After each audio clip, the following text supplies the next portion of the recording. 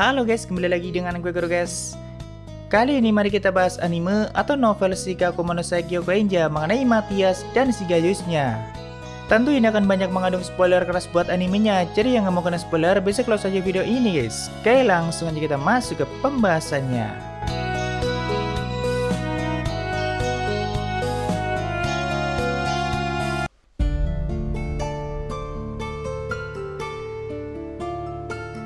Ya, kemarin gue udah coba posting di menu komunitas dan banyak dari kalian yang bilang kalau anime ini mirip seperti Kenja no Mago. Tapi gue sendiri malah cuma nonton beberapa episode Kenja no Mago dan gak baca novelnya juga, jadi gak tahu beneran mirip atau enggak. Cuma karena gue udah terlanjur baca novel dan manga Shikaku Monosaki Kyougenja, jadi bakalan gue bahas buat selingan aja guys. Walaupun belum jauh banget sih bacanya, tapi gue udah memahami alur ceritanya. Ya, gue setuju kalau kalian bilang di episode 1 animenya sangat cepat dalam mengeksekusi ceritanya dan banyak banget scene yang di-cut atau kena skip. Terutama kehidupan Matthias pada saat di desa kelahirannya atau sebelum berangkat ke akademi, dan juga banyak adegan konyol atau candaan yang kena skip juga. Tapi kan ini baru episode 1 guys, mungkin aja nantinya mengenai kehidupan Matthias dan keluarganya di desa bakalan dimasukin perlahan ke depannya secara singkat atau sekilas. Pasti kalian juga udah gak heran kalau kebanyakan light novel yang diadaptasi menjadi anime seringkali mengalami skip di beberapa alur ceritanya. Namun untuk beberapa adegan konyol dan candaan yang kena skip atau dihilangin gue malah setuju banget. Karena menurut gue sendiri di awal manga atau novel kebanyakan candanya cukup garing dan malah kelihatan berlebihan. Mungkin nanti kalau Iris sudah muncul barulah lumayan menarik untuk segi candaan konyolnya. Oke, mari kita bahas Matthias dan si Gaius. Buat yang belum tahu, Matthias adalah orang yang berinkarnasi dari masa lalu, tepatnya 5000 tahun sebelum masa ini, dengan tujuan untuk mendapatkan tanda keempat atau selain tanda ke-1 yang sebelumnya dia miliki. Dan ternyata itu berhasil dia lakukan hanya dengan satu kali reinkarnasi. Di kehidupan sebelumnya, Matthias adalah sage legendaris yang bernama Gaius, tapi dia memiliki tanda ke-1 yang dikategorikan sebagai tanda terlemah. Ya, padahal dengan tanda pertama aja Gaius sudah sangat kuat, tapi menurutnya itu masih belum cukup jika dirinya ingin mengalahkan para makhluk di luar planetnya, atau mereka sering menyebutnya sebagai roh surgawi. Dikatakan kalau mereka sangatlah kuat dan Gaius sendiri sangat ingin mengalahkan makhluk seperti itu. Di masa itu Gaius merasa kalau tanda pertama yang dimilikinya sudah mencapai batas kekuatan dan dirinya tidak akan bisa tumbuh lebih kuat dari itu. Makanya dia memutuskan untuk melakukan reinkarnasi agar terlahir dengan tanda yang berbeda atau setidaknya bukan tanda pertama, dan tanpa diduga dia malah terlahir dengan tanda keempat yang memang sangat dia inginkan. Walaupun di masa sekarang tanda keempat malah dianggap sebagai tanda yang gagal dan ilmu sihir mengalami kemunduran yang sangat drastis karena memang ada yang sengaja memonopolinya seperti itu. Sebenarnya melakukan reinkarnasi adalah opsi kedua yang diambil oleh Gaius, dan dia sempat mencoba beberapa opsi lain untuk meningkatkan kekuatannya. Seperti menguasai teknik transendental atau teknik sihir yang tidak dapat dipahami karena kekuatannya sangat tidak masuk akal. Simpelnya menjadikan hal yang mustahil menjadi mungkin, bahkan bisa memanipulasi waktu dan kematian. Itu adalah teknik yang digunakan oleh para roh surgawi, dan untuk benar-benar menguasainya, menurut Gaius, dirinya harus mempunyai kekuatan untuk mengalahkan mereka terlebih dahulu. Lalu pilihan kedua adalah reinkarnasi, tapi tidak ada jaminan dirinya akan terlahir dengan tanda keempat. Jadi pada masa itu Gaius memilih untuk mencoba opsi ketiga lebih dulu, yaitu mencari rekan dan membentuk party yang kuat agar meningkatkan potensi bertarungnya. Walaupun dirinya sudah beberapa kali membentuk party dan selalu gagal, karena rekan Gaius selalu lari di saat mengalahkan monster kuat seperti naga dan iblis tingkat tinggi.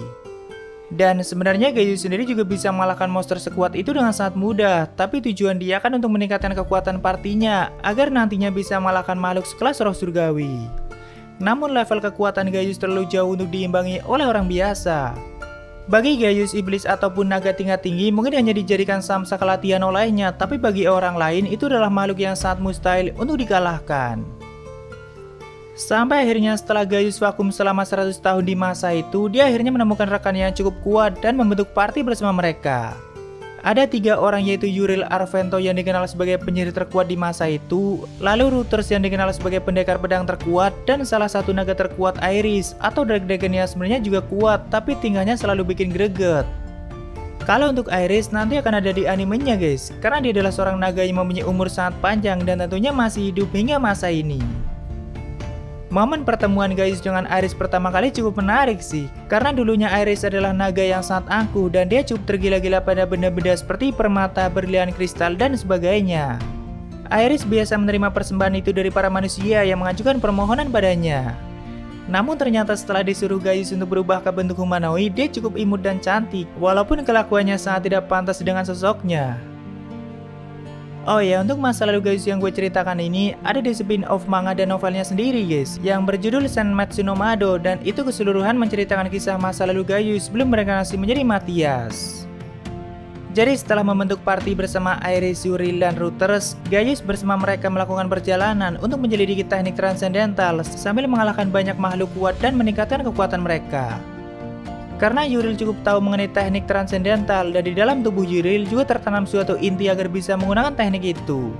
Karena tubuh Yuril pernah digunakan untuk suatu ritual atau penelitian oleh organisasi khusus. Dan kemungkinan organisasi itu ada hubungannya dengan makhluk surgawi yang dimaksud oleh Gaius. Walaupun Yuril sendiri belum mampu untuk menggunakan teknik transendental yang ada dalam dirinya. Tapi gue sendiri bacanya juga belum sampai tamat, jadi gue belum tahu kenapa Gaius masih tetap melakukan reinkarnasi, padahal dia sudah berhasil membentuk party dan menemukan rekan yang kuat. Dan dia juga sudah sempat menemukan jejak kekuatan dari teknik transendental, bahkan sempat menggunakan kekuatan itu walaupun mungkin tidak sekuat milik para surgawi.